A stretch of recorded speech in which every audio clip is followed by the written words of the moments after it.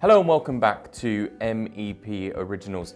Today we turn our mind to a topic near and dear to our hearts here in the UAE. With COP28 coming up later this year and a general focus across the board, I am of course talking about sustainability. To help break down this topic for us here today, we have Firas Wahbeh, the Chief Marketing Officer of BEEAH Group. Firas, thank you for joining me and welcome to the show. Thank you, Matthew. Thank you for having us. So to start with, maybe it would hopefully be a simple question for you. If we could talk about what BEEAH is doing in the space of sustainability. Sure. So BEEAH has always been, since our founding 14 years ago, been always focused on sustainability. But our primary focus when we started was around the issue of waste. The region here has many countries that are one of the highest in waste generation per capita. And so it was natural for us in our remit of focusing on the entire sustainability chain, but really zero in on waste management as a solution for waste, the waste challenge. So I think we did things in a different way when we started by really looking at it from an integrated point of view, to where we had influence over the waste collection and the infrastructure for collecting that waste, meaning recycling bins and things like that. How that waste is then transported from those bins back to our recycling facilities. So we own 11 recycling facilities. We have a waste management complex where those 11 facilities are housed, together with our landfill as well that we manage. The achievement that I'm really proud of is the fact that throughout that time, we were able to get to the point where we're diverting 76% of that waste away from the landfill. So 3 million tons of waste come through our gates every year, and 76% of that is not going to the landfill, it's being recovered and recycled. Now, the next challenge that we've started tackling is the other 24% that is going to landfill. We built a waste energy facility that we just inaugurated recently, just last year, and is now operational. And that waste energy facility is taking that 24% of waste, the waste that we collect, and converting it into electrical energy. So it's producing, from 300,000 tons of waste, it's producing 30 megawatts of power that goes back into the electrical grid. So that's going to help us get to our ultimate goal, which is 100% diversion away from landfill. So all of that has really helped us to really, these are a lot of firsts in the region and a lot of big milestones and achievements that we're proud, especially being a young company, to achieve. And I think now that we knew we were on our way to tackling the waste challenge, we started focusing on other areas of sustainability. So clean, renewable energy, sustainable transportation, education and research, environmental consultancy, and diversified into other areas, and as well as expanded geographically. So taking our achievements here and our learnings from that into other new territories. So within the last 2 to 3 years, we've moved into Saudi Arabia and Egypt as well, with contracts in both countries. The holy city of Medina in Saudi Arabia, the new administrative capital in Egypt, and Sharm el-Sheikh as well, which hosted COP27 last year. And those are all long-term engagements of 10 to 15 years that really sort of help us expand and really take sort of our achievements here and our learnings from here and implement them there and help them with their sustainability agendas. Wow, great achievements there. Congratulations, and congratulations on the expansion. Thank you. Sustainability, as you mentioned there, is obviously quite a broad topic. So let's dive down on perhaps the most important part, which is around this idea of helping businesses curb their CO2 emissions. Mm-hmm. What role do you see BEEAH playing in that dynamic? So I think the climate crisis has many different factors. And our carbon footprint overall, in terms of cities and businesses, is a complex problem with multiple layers. So obviously, we're looking at it from multiple points of views. waste, like I mentioned, is one of those contributors. But there's others as well, and renewable energy is a key component. The more diverse our energy mix is and the more renewable the sources of that energy is, the better. And so we're working on initiatives that are turning waste from being waste, basically, into a resource of renewable energy. And I think what we're seeing, as you mentioned, with the focus now on sustainability, is that finally sustainability is being taken seriously and is not just an abstract concept that people can't grasp. It's taken seriously at a government level, but also now what we're seeing is that focus at the nation level is trickling down into the business community. And so for the first time in recent years, I'm seeing ESG departments and ESG strategies that organizations are focusing on. Having sustainability teams, having net zero targets, having decarbonization strategies. And we can help in all those areas in multiple ways. The verticals that I mentioned, transportation, renewable energy, waste, education, all contribute to an ESG strategy. And so we're engaged with organizations at multiple levels to help them, and if not at an organization level, at a city level. Because we believe that the future is based on smart, sustainable cities. Those are the economies of the future, is combining sustainability with technology. And that's why our core pillars are exactly that, sustainability and digitalization, because we feel like that's the way to achieve sustainability goals, through acceleration, through technology as well. It's interesting, you almost started on my next question there, which is around someone as yourself who is obviously in the field of sustainability all the time and spends all your time talking about it. You mentioned partway through there, I think, that this is a topic which is now being taken seriously. Yeah. Is that how you feel the conversations have evolved? Are you just seeing people take sustainability much more seriously than ever before? Yes, definitely. I think, especially this year, there's been a huge shift this year, maybe in the lead up to this year as well. I think last COP and this coming COP being held in the region, last year was in Egypt, has brought the conversation closer to home. And I think that's what's created this momentum.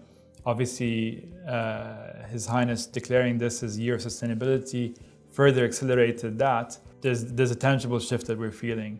It used to be those conversations were only happening at the government level. And now we're seeing them happen at organizational levels and things like that. And organizations can't run away from their responsibilities anymore. There's clear mandates, whether it's affecting, if they're publicly listed, their share prices, or whether it's affecting their public perception, or whether it's just the fact that, in order to exist in the world now, you have to have a sustainability strategy. And we're seeing it more and more ingrained into operating models than before. It used to be reactive, and now it's being more proactive. So there's a difference for sure. That sounds very positive. Yeah. As you mentioned there, the UAE has declared 2023 the year of sustainability, and we have COP28 coming up later this year. What can we expect from BEEAH around COP28? So I think, obviously, every year COP is a milestone that we look forward to. But this year, obviously, being held here in our backyard, it's different. It's really crystallized the priority for us and our focus. So our first priority really is helping the UAE host a memorable COP. I think more than other COPs, and there's a perception around COP as a conference of a lot of talk, but not a lot of action. And we've seen from the very first speech by Dr. Sultan Al-Jaber, the president of COP28, that there is a focus on action. So we want to help support the UAE COP28 team in really reflecting that action. And we think BEEAH has a lot of tangible success stories that can contribute to that, to show what has been done so far and there's a lot to do, but that's already in progress. So we want to showcase some of those new ideas that we're working on. And they're real game-changing ideas where we don't want to do anything that's an idea or a concept. We want to show things that are already implemented, things that are already proven, things that are going to only accelerate in the future.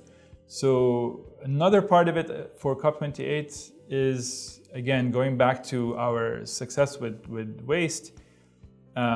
We want to champion the waste conversation. There's a lot of conversation, obviously, around energy, and rightfully so. But there's other factors. And I think waste is one of those contributing factors that gets sometimes lost in the conversation. So we want to really bring that to the forefront, as well as focusing on other matters such as education, transportation, and youth empowerment. So we're looking at it from multiple different angles, and there's a lot we're doing to prepare for our participation in COP28.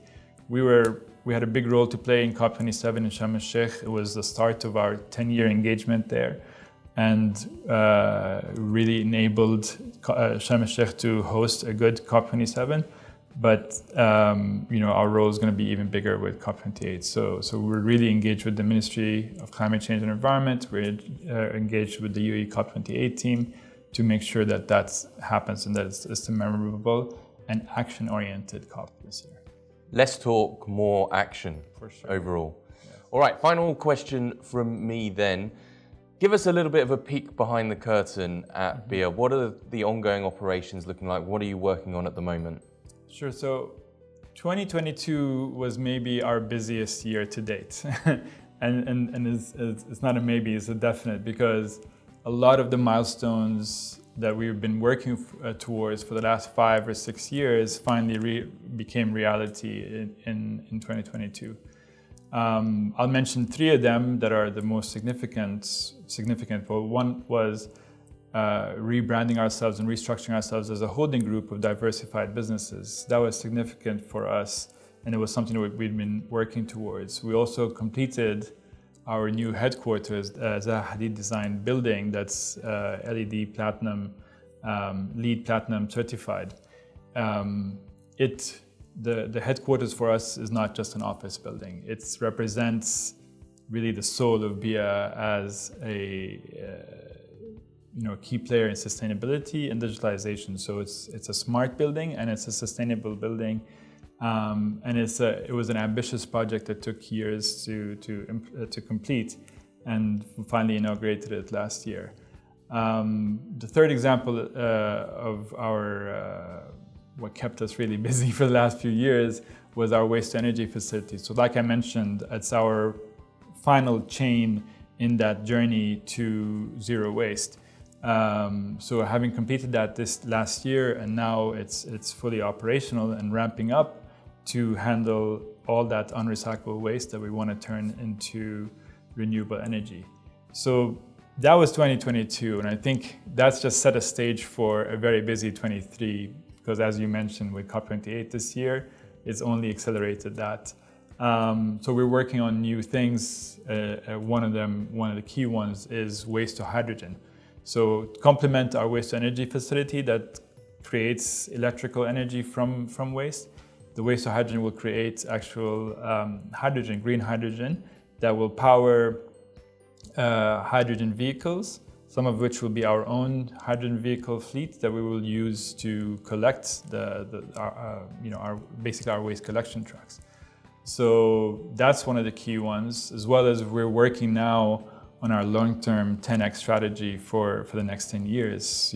We've, as I mentioned, we were a young company that grew a lot in the last 10 years, 10 times, and we want to keep that growth going for the next 10 years, which is an ambitious goal, but we're setting the foundation for that.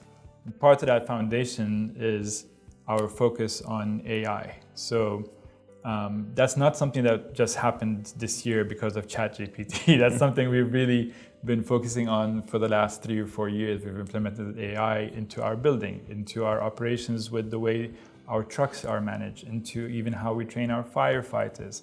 In our sorting robot in our recycling facility that recognizes different materials and sorts it. sorts of different materials. So we've been implementing AI, and now we want to do it in a much more integrated way to where it's across every business within our group. So we're actively working on that now with our partners to really implement that. Because again, it goes back to our vision that a sustainable future relies on smart, sustainable cities. And we want to model that in everything that we do. And we want to be able to cater our services towards enabling those cities of the future. Wow, it is fantastic to hear so much success and ambition, especially in the sector of sustainability. And it just exists for me to thank you for your time here today. Firas, thank you very much. No problem. Thank you, Matthew. It was a pleasure.